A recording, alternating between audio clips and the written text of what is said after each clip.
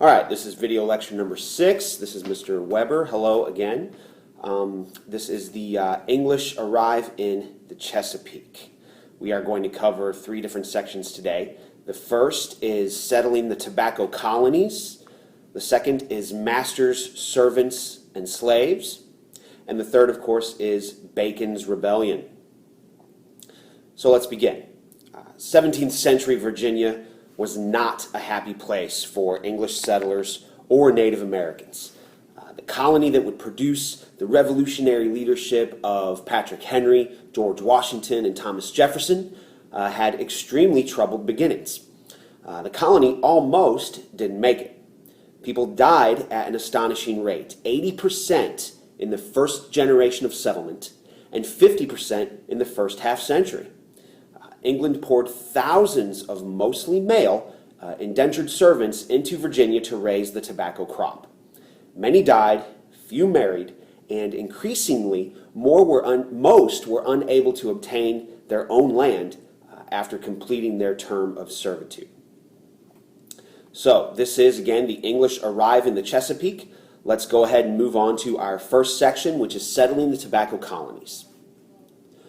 Unlike their European rivals, the English created populous colonies in North America. They used force to take over Indian lands. They formed a society based on tobacco cultivation that brought wealth to a small class of families who exploited the labor of white indentured servants. After 1600, English merchants replaced the landed gentry as the leaders of English expansion, giving the Chesapeake colonies considerable autonomy. In 1606, King James I granted a group of London merchants a trading monopoly from present-day North Carolina to southern New York. This region was named Virginia in honor of the never-married Virgin Queen, Elizabeth I. In 1607, the Virginia Company sent an expedition of men to North America, landing in Jamestown, Virginia. The goal of the Virginia Company was trade, not settlement. Life in Jamestown was harsh. Death rates were high, there was no gold to be found, and there was very little food. Native American hostility was another major threat to the survival of the settlements. As conflicts over food and land increased, Chief Powhatan threatened war with the settlers. Tobacco farming became the basis of economic life and an impetus for permanent settlement in Jamestown for the English people. To encourage more English settlement, the Virginia Company granted land to freemen, established a land dispersal system and a local court system, and approved a system of representative government under the House of Burgesses. The resulting influx of settlers sparked war with the Indians, but it did not slow expansion. By 1622, English settlement in the Chesapeake Bay included over 4,500 new recruits.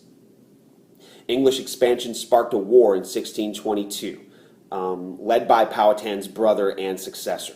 Nearly a third of the English population was killed. Subsequently, the English seized Indian fields and food, forcing the Indians to flee. Shocked by the Indian uprisings, James I accused the Virginia Company of mismanagement, and in 1624 he made Virginia a royal colony. The Church of England was established in Virginia, and property owners paid taxes to support the clergy. The model for royal colonies in America then consisted of a royal governor, an elected assembly, and an established Anglican church, meaning that was the church for the colony. King Charles I conveyed most of the territory bordering the Chesapeake Bay to Lord Baltimore, a Catholic aristocrat. Baltimore then created Maryland, a second tobacco colony in the Chesapeake. Baltimore wanted Maryland to become a refuge from persecution for English Catholics. Settlement of Maryland then began in 1634 and grew rapidly due to ample land. Baltimore granted the Assembly the right to initiate legislation. A Toleration Act was then enacted in 1649, which granted religious freedom to all Christians. Demand for tobacco started an economic boom in the Chesapeake, and it attracted migrants. But diseases, especially malaria, kept population low and life expectancy short. Although 15,000 English people arrived in Virginia between 1622 and 1640, the population rose only from 2,000 to 8,000. So let's go to our next section then, masters, servants, and slaves. Many migrants to Virginia and Maryland were indentured servants. Most masters ruled with beatings and withheld permission to marry. Most indentured servants did not achieve the escape from poverty that they had sought, although about 25% of them benefited from their ordeal, acquiring property and respectability. The first African workers who arrived in 1619 fared even worse than the indentured servants, and their numbers remained relatively small. Although many Africans served their English masters for life, they were not legally enslaved. English common law did not acknowledge chattel slavery, which is the ownership of a human being as property. By becoming a Christian and a planter, an enterprising African could sometimes aspire to near equality with English settlers and even eventually own their own slaves. Beginning in the 1660s, following a collapse in the tobacco industry, Chesapeake legislators began enacting laws that lowered the status of Africans. Being a slave was then becoming a permanent and hereditary condition. It didn't start off that way. And this condition became synonymous with African people. Our final section then is Bacon's Rebellion. By the 1600s, the Chesapeake tobacco market had collapsed, and long-standing conflicts between rich planters and men with small farms or no property flared up, which created political turmoil.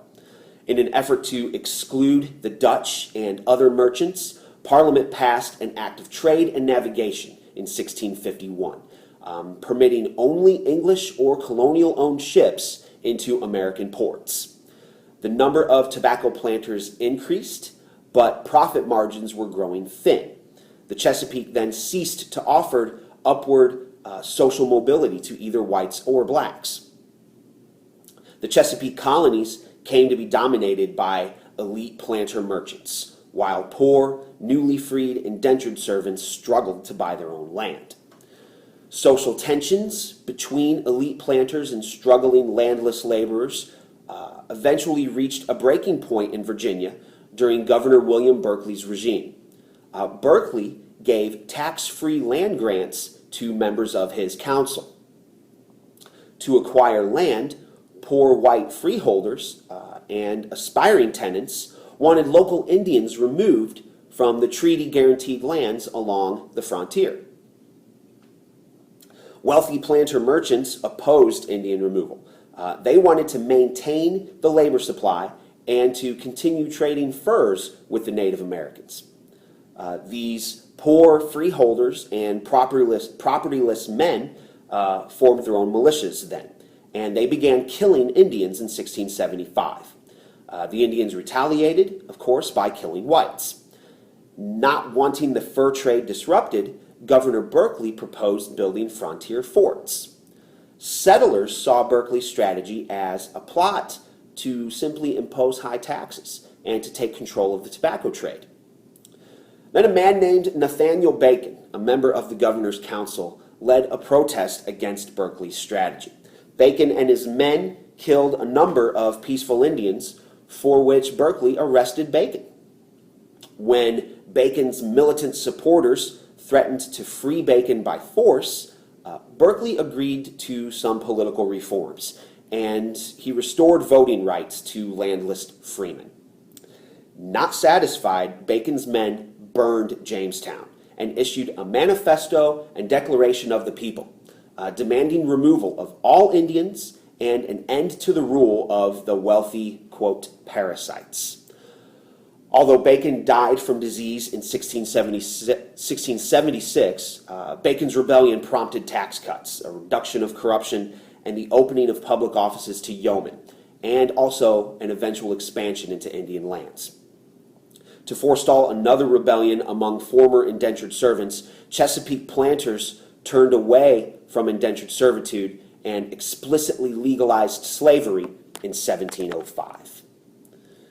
Okay, this does conclude video lecture number 6, The English Arrive in the Chesapeake, a brief introduction to the conditions that the English faced and some of the major events involving the early days of English expansion into the Americas. Again, your review questions are at the bottom of the screen. Please answer those in your notes and continue on to the reading.